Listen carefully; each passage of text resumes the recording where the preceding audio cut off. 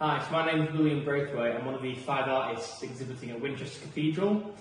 It's a part of the Elements of Sculpture exhibition that runs till the 2nd of July. So my work is very interested in concrete and form and minimalism and kind of making a conversation about a very mass-produced material being used in a very one-off, handmade way, and just kind of exploring the relationship of art and architecture.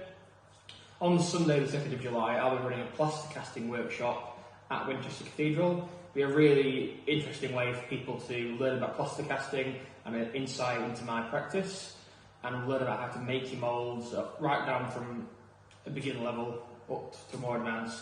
We'll be looking at traditional ways of plaster casting up to a more contemporary way, and it'll explain more about how I go about making my works. It's a really good experience. All the materials are provided for.